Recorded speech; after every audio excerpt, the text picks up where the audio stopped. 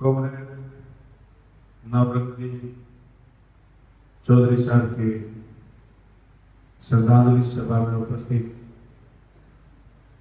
उनकी बेटियां, हमारे एमपी जी, उनके परिवार के लोग, उनके साथी, उनके दोस्त, इस शहर के गंगानगर के प्रबुद्धजन, उपस्थित तमाम साथियों का मैं दिल की गहराइयों से आभार करूंगा कि आपने इस व्यस्त समय में से समय निकाल करके कॉमरेड साहब को याद करने के लिए सब लोग इकट्ठे हुए, उनको श्रद्धांजलि देने।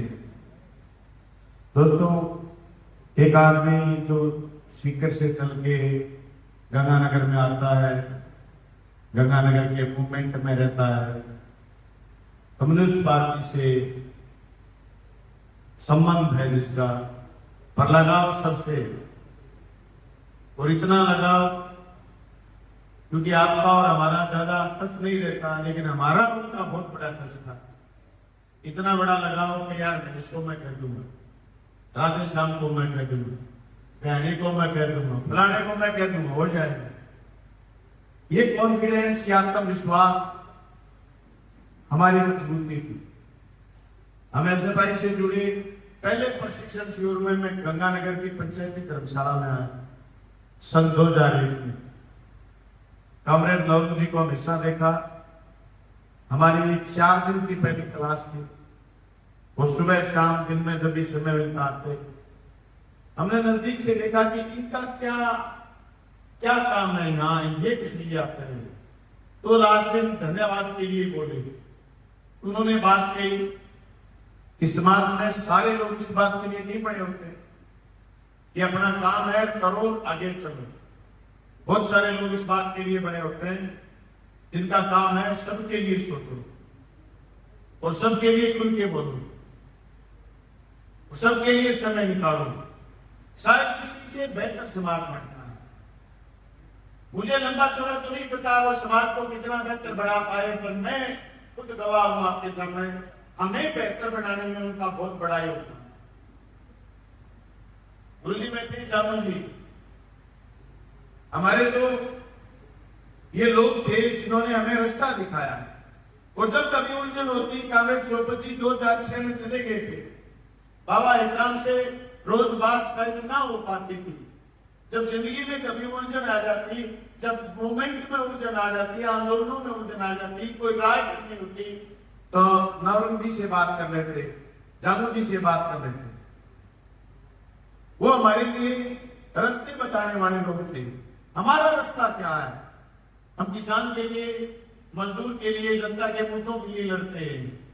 उन लड़ाई के रास्तों को आसान बनाने का काम ही करते थे। देखने में एक फोन कॉल है, एक बात है, पर जब जीवन में सोचते हैं तो ये लोग अपने घर का काम छोड़ करके जनता के लिए तैयार रहते थे। बचपन का प्रेरणा भी चाहिए।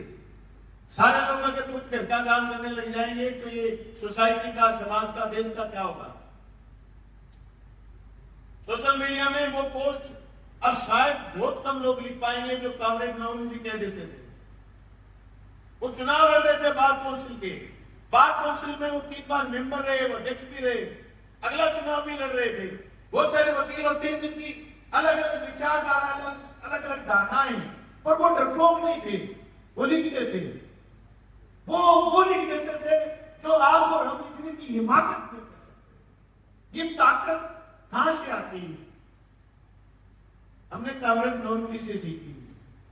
मैं बहुत बार मेरे साथियों को कहता हूं, जो कहना चाहिए वो कहना जरूरी है। तो कई बार साथी शेफ फूड बनाने की कोशिश करते हैं कि यार कॉमरेड सारी बात कहने की जरूरी नहीं होती। तो मैंने कई बार साथियों का नवरत्न जी की पोस्ट देखी, तुम्हें महसूस होगा यहां बोलना जरूरी है। अरे यार ज्यादा दोस्त भी नहीं रखनी चाहिए, बोलना चाहिए।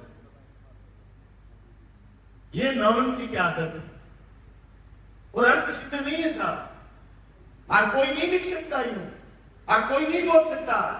उन्हें चिंता थी देश और दुनिया की, खुद की चिंता नहीं थी, खुद के चुनाव की चिंता नहीं थी। वो लास्ट तक कोशिश में थे कि मैं एक बार एक चुनाव और करूं। कॉमरेड इकराम जी जब गए दुनिया से, जब हम उनकी श्रद्धांजलि सभा में आए तो मैंने मजाक कर दिया, कामरेड सक्रिय नहीं हो, कब सक्रिय हो की बात वो तो चिंता मत कर, मैं हूं। फिर एक बार आऊंगा बाजा, एक बार गए, उनका पर्चा नहीं ना, फिर धर्मदास जी को लेकर दोबारा गए, लेकिन वो उतने मजबूत थे जितना हम सबको होना चाहिए। देखो कामरेड नौरोजी जी की जगह कोई नहीं ले सकता, मेरी जगह मैं हूं, तुम नहीं ले सकते, लेकिन हम एक दूसरे को देख करके खूब मजबूत हो सकते हैं, हम खूब एक दूसरे का हौसला बढ़ सकते हैं, हम सोसाइटी के लिए, समाज के लिए, देश के लिए बेहतर कर सकते हैं, बेहतर सोच सकते हैं। हमारे में इतनी ताकत इन साथियों को देख करके आ सकती है कि हम कहने का वादा रखें। हम कभी नहीं भूल पाएंगे नौरोजी को, जब बोलने की जरूरत पड़ेगी, हम कभी नहीं भूल पाएंगे कामरेड नौरोजी को जब लिखने की बात आएगी, और कभी नहीं भूल पाएंगे जब बात मुंह पर कहने की बात आएगी।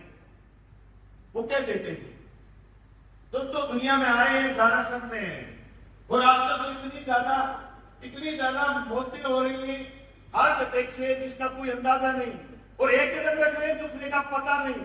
हम सबके लिए शोक की बात है, दुख की बात है कि कामरेड साहब हमारे बीच नहीं रहे, लेकिन वो ऐसी बहन बोल रही थी, ऐसी एक ताकत थे, एक ऐसी मिसाल थे, मिसालें रोज लोगों के बीच नहीं रहा करती, ये चले गए दुनिया से, लेकिन हम कामरेड नौरोजी को सुन करके, देख करके, उनको ढूंढ करके, उनकी बातों को याद करके आगे का जीवन बहुत मजबूती के साथ लड़ेंगे।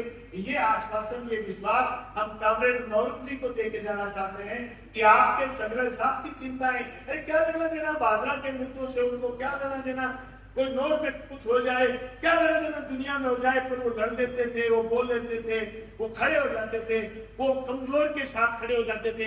मेरे गांव का एक संतलाल पुनिया जिसकी नौकरी चली गई 23 साल पहले, मैं 2006-7 में जिला परिषद का मेंबर जीत चुका था। संतलाल खेत में से रास्ते में आता हुआ उसको डाकिया मिला, एक चिट्ठी दी, वो चिट्ठी लेकर के मेरे पास आया, कामरेड नौरोजी चौधरी लिखा हुआ था चिट्ठी पर। वो मेरे पास आया, आके के बोला बता इस चिट्ठी में क्या, मैं इस चिट्ठी में तेरी ज्वाइनिंग है। कभी वो फीस देने नहीं आया नौरोजी, एक बार दे के गया चिट्ठी, कागज दे के गया, उनका मुकदमा लड़ा, उनको ज्वाइनिंग करवाई। मैंने कामरेड साहब को फोन करा, इस संतलाल को आपने चिट्ठी भेजी है, इसकी दोबारा ज्वाइनिंग होगी, मेरे पास भेज दे। संतलाल आया, ज्वाइनिंग कर ली। मैंने पूछा वापस आने के बाद, तो मिठाई देने गया घर में, तो मैंने पूछा नौरोजी को फीस दी, बोले वो ली नहीं।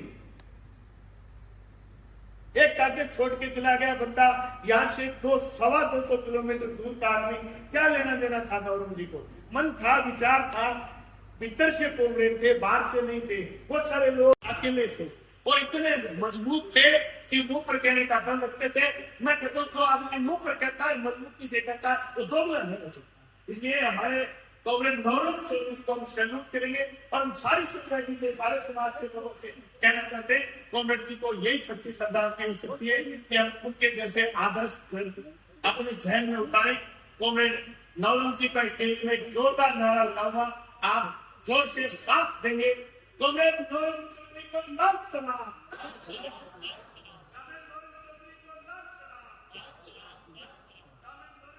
अमर रहे, कामरेड नौरोजी अमर रहे।